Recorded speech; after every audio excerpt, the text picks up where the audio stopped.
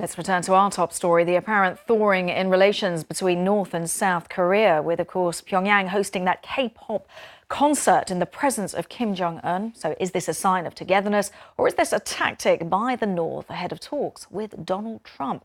Let's talk to Revere, who's the former Principal Deputy Assistant Secretary of State in the US government. What do you think we're seeing? Are these gimmicks, or is this really a thawing in relations and North and South Korea coming genuinely closer together? Well, there's obviously a thawing going on, but behind the thawing are some interesting tactical moves, and each side obviously has its own strategy to try to achieve certain goals that it has. And for the North Koreans, one of the key targets is the legitimization of North Korea in the international community, and behind that is a desire to gain acceptance of North Korea as a de facto nuclear weapon state.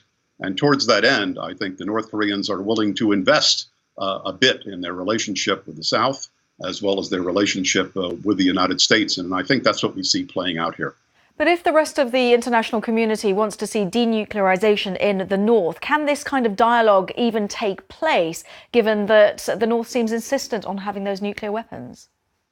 Well, the North is insisting on having those nuclear weapons. And as we will probably soon discover, both in the North-South summit and if the U.S. summit with North Korea takes place, the North Korean position going into those talks will be a firm determination to keep its nuclear status, even if it's willing to freeze parts of its production program or parts of its testing program. And there's the rub. These talks are going to be extremely difficult, extremely complicated. And part of the North Korean game plan is to try to put in place a very long and perhaps tortured negotiation that will allow it to buy time. That is the approach that the North took in the 90s and the 2000s. And I believe that's the approach that the North Koreans will be taking if and when they meet with President Trump. Well, exactly. That meeting now was President Trump. We heard him a few weeks ago saying that he will meet with Kim Jong-un. There was a lot of noise about that. Is he being played by Kim Jong-un, or is he just said too much too quickly? Has he given too much away? Well, he certainly did give something away initially, and that he gave away something no U.S. president has given to the North Koreans before, which is an agreement to have a meeting with the American president.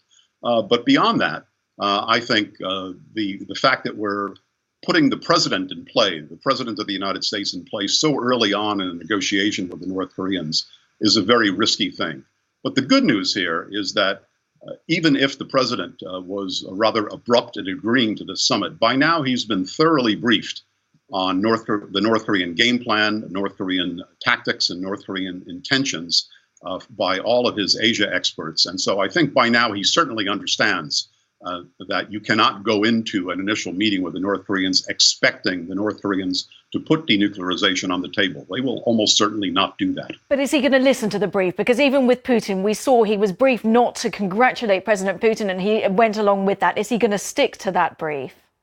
Well, the good news is, and it's sort of a mixture of good news and bad news, he's got some rather hawkish advisors that are coming on board as Secretary of State and as National Security Advisor, the latter, of course, being Mr. Bolton. And neither of those two men is likely to be very gullible when it comes to the North Koreans. The downside, of course, the bad news is that they tend to be extremely hawkish, and they are likely to whisper some very hawkish solutions into the president's ears. So this is a mixed picture at best. Fascinating insight. Revere, former Principal Deputy Assistant Secretary of State in the US government. Thank you so much for your insight. You're quite welcome.